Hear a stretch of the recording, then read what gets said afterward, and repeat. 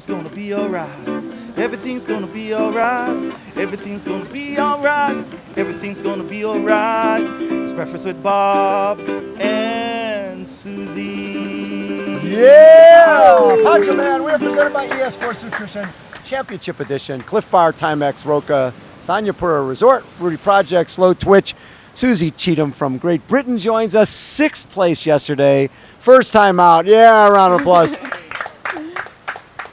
So what'd you think? First time out. Oh, it's great. I'm ecstatic. Really, really happy with the result. So you've only been in this for 4 years. Yeah. You were a runner before. I was a runner, yeah. Like through high school, college? Yeah, so I started running when I was about 13. Okay. Started taking it seriously about 16. Yeah. And then by 18, I was getting Burnt. broken a lot. A lot of injuries. Lots of injuries. Stress fracture. Yeah, all stress this. fractures, Achilles. Yes.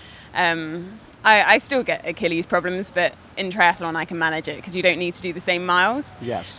So yeah, triathlon I managed to manage my injuries. So was it the type of thing that you got into cycling basically to help with the running injuries? Yeah, absolutely. So I still have never actually given up running. I sort of still almost see myself as a cross training. Yeah, so I started cycling to do a little bit of cross training. My husband was doing age group triathlon at the time. Yes. So I started cycling with him. He said, actually, you could probably do triathlon. And so I started cycling and running. And then I did my first triathlon in sort of mid-2011. Yeah. And without barely any swim training. So I wasn't the best swimmer. I'm still not an amazing swimmer, but I'm substantially better than I was. Right.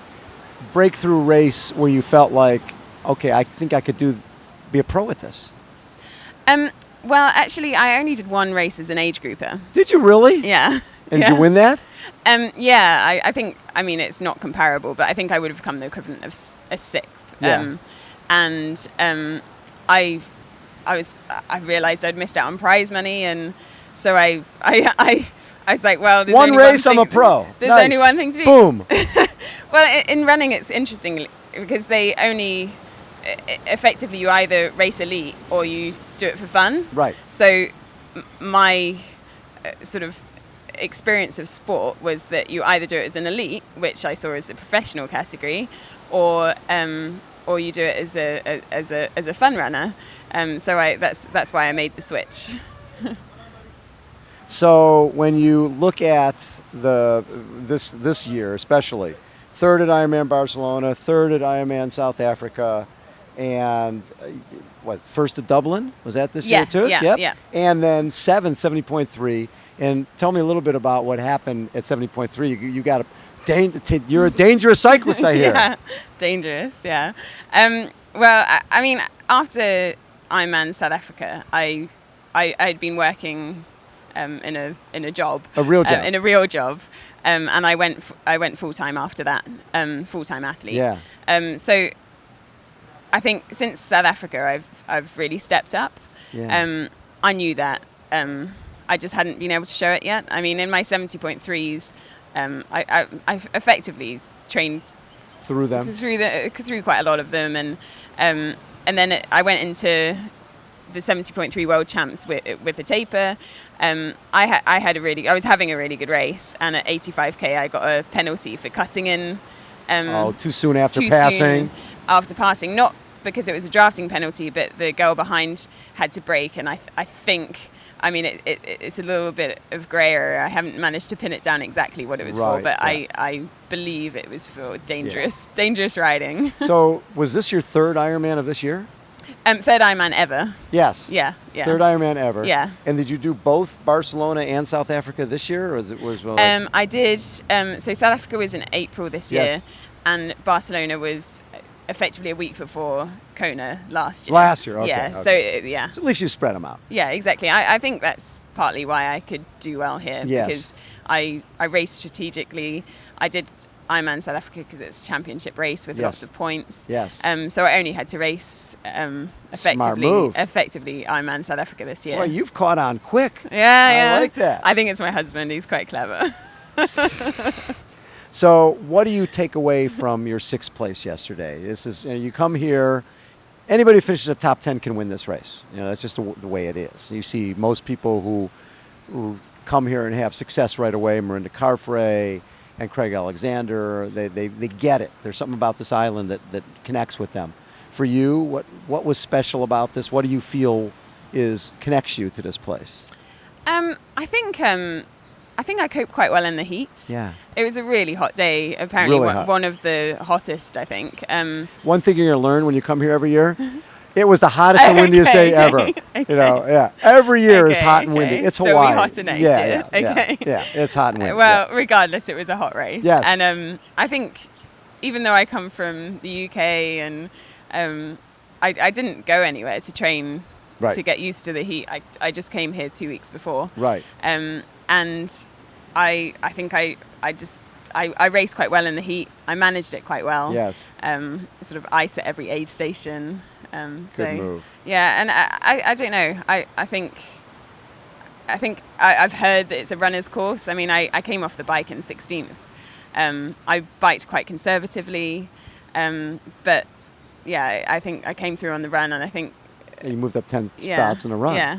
So you know that there's more there. Yeah, and to be honest, I didn't feel like I was running well.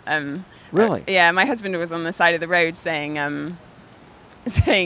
you're moving through the field and you're running really well. And I was looking at my watch and I was like, I'm not running well. I'm running so slow. Well, but when you look at the splits, 3:06 is basically what Daniela Reef ran and what a lot of people ran. Yeah, I think there was 3 or 4 of us that ran about the same time. Exactly. So yeah, one of the faster runs. So what will next year? I mean, you come off of this. Will the season be built around this race? Yeah, I think so. It's the one that counts. And it is. And I think, I put a lot into this race, and I'm lucky and happy that it paid off. Yes. It could have gone the other way. I didn't know whether I would be able to put in a good race here. I didn't know. I've never raced in the same humidity. I've never trained and sweated so much. I've raced in the heat, but this is something else. This is different. The first time I got on the bike, I thought I was going to die. As someone who's fairly new to this, did it feel special coming down a Lee Drive, knowing that there's a little bit of history wrapped around that? Absolutely amazing. I'm never emotional after races, and I felt quite emotional coming down a Leahy Drive. So there is a connection. Yeah, I felt emotional, but at the same time, my husband Rob shouted at me with sort of about 500 meters to go. She's closing on you. You've only got 20 seconds, so it was a bit of a stressful finish line for me. I thought but before that, he had said I had loads of time, so I was chilling a little bit. So he lied to you. Yeah. Basically. Well, no, I think she was gaining on me, genuinely. So I didn't have the most relaxed finish line. Love it. Susie, great to have you in the sport. Great to have you here in Kona. Congratulations. Thanks, Sixth place. Yeah. That's a top rookie performance. Susie Cheetham has been our guest. Thank you. Poncho Man, take us out. Everything's gonna be alright. Everything's gonna be alright. Everything's gonna be alright. Everything's gonna be alright. It's Breakfast with Bob. It's Breakfast with Bob and Susie. Aloha. Poncho Man!